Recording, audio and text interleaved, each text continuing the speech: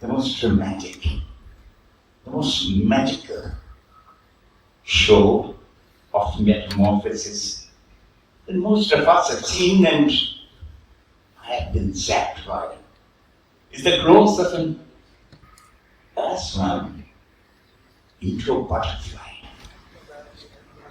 We had interminable months of summer holidays, and I would watch with amazement that the mulch undergrowth had lots of animal life, but the one that really zapped one was the growth of that worm into a multicolored fantasy of a butterfly.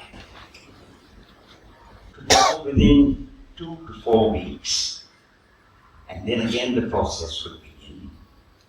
We had a eucalyptus tree in our garden in Hyderabad, where I grew up, and the tree would have seen 4 to 5 generations of butterflies in 1 year.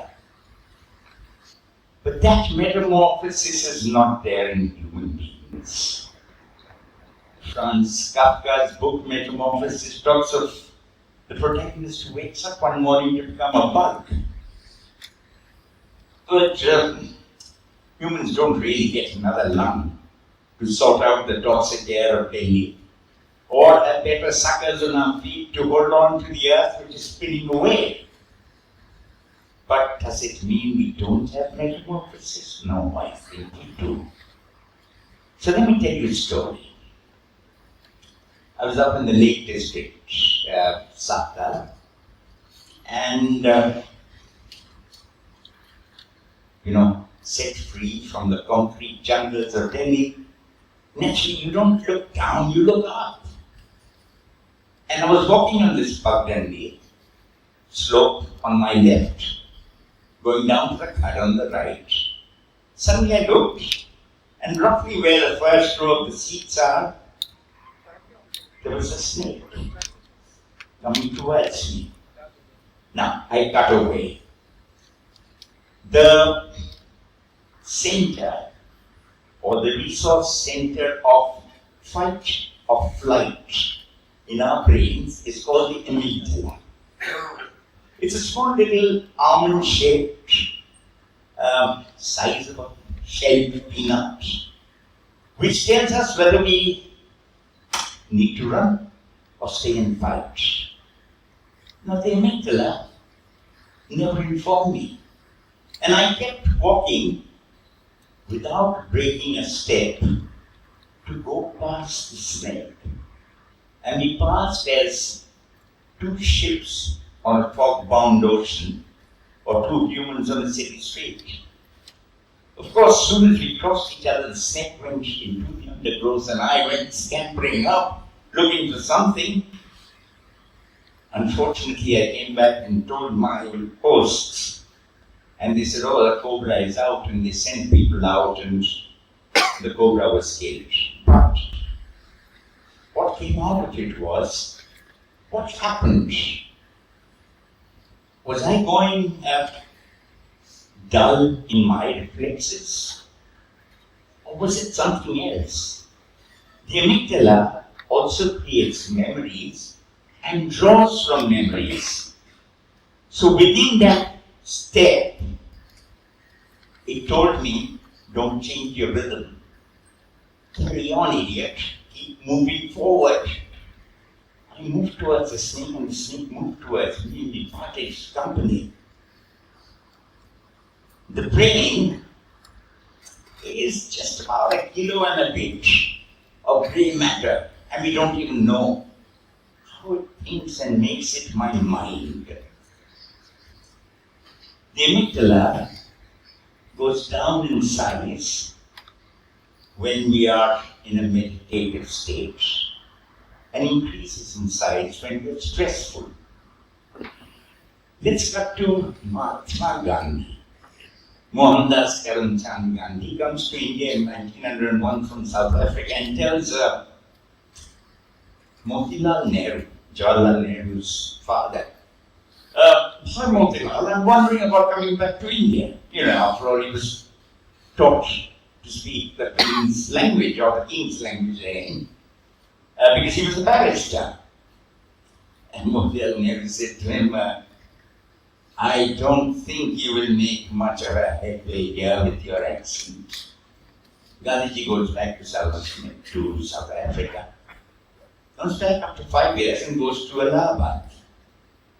And tells the chowkidar कि मोतीलाल बाबू से बात करना है. So he says, वो आपके कोई time दिए हैं आपने? He said, जी नहीं.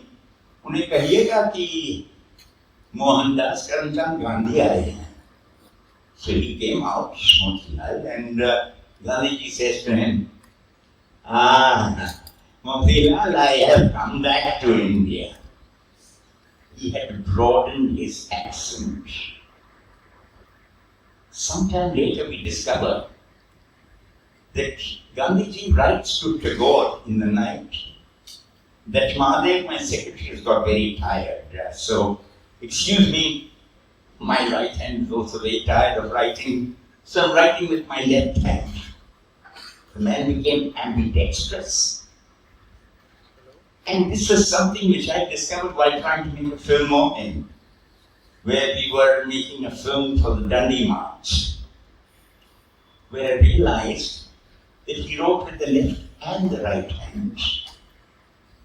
Now, what is it? What is it that made him become this person from being a barrister? All right, let's cut to my own life. I was president marketing of a mobile company with a market that was across the world. And when I left them in 2014 was when the CSR rules had just about come out, and the UPA government had decided that companies had to put in funds for their CSR projects. And I said, great time. And I found my little company, Enable Advisory, and how best to be noticed? We invented and patented a toilet for women. Women in the villages have to hold on the whole day because they can't go during the day, tragically. So I decided, why not make a toilet for them? And we branded it as Dignity branding, and couldn't figure out how to get a key for it. Because if you had a lock, the husband would take the key. If you gave them a number, the Tehsildar or the Panchayat head would take it. So, short of putting a cell into their bodies, I had to figure another way. We figured by reading the iris. Thank you, China. Marvelous retinal scanners, which needed nothing but just to look at it, and it would capture the data. And that data would go up because we got permission from the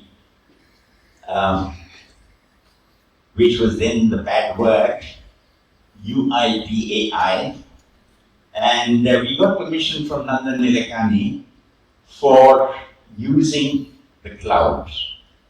And they agreed to let the other cloud be used. Data would go up to the cloud and come back to the toilet and open the lock within 28 seconds on a cloudy day. On a normal day, it would be within 23, 24 seconds. Now, women could go during the day and use the toilets. Of course, the new government came in and decided one bad thing, one good thing for me. The bad thing was they decided that UIPAI was not going to be collaborating with any private player. The good thing was they got into sanitation overdrive.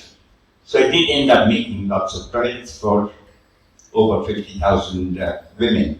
But the fact is, what was it that made my mind go into that area?